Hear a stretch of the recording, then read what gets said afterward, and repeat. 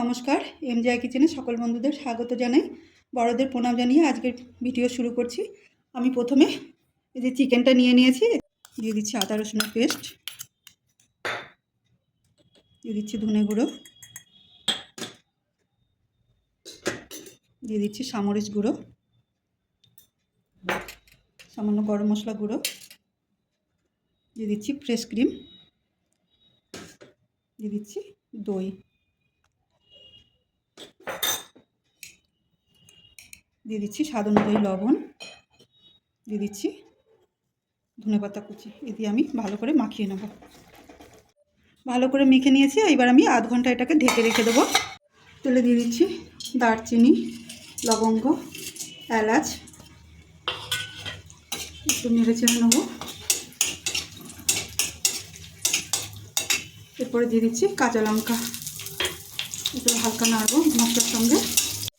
এবার দিয়ে দিচ্ছি পেঁয়াজ আর বয়েল করা চীনাবাদাম, এটা আমি তার সঙ্গে ভেজে নেব। মশলাটা হালকা ভেজে নিয়েছি। আমি এবার নামিয়ে ঠান্ডা করে এটাকে পেস্ট করে নেব। আমি এবার একটা কড়া বসিয়ে দিচ্ছি, এটা গরম হতে দেবো। দিয়ে দিচ্ছি তেল আর দিয়ে দিচ্ছি ঘি, এটা গলতে দেবো।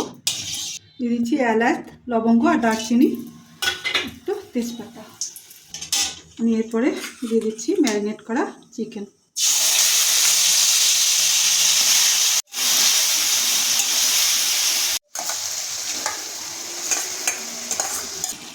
পাঁচ মিনিট কুক করার পর আমি এবার দিয়ে দিচ্ছি বাটি ধোয়া জল। এবার দিয়ে দিচ্ছি ভেজে রাখা মশলাটা।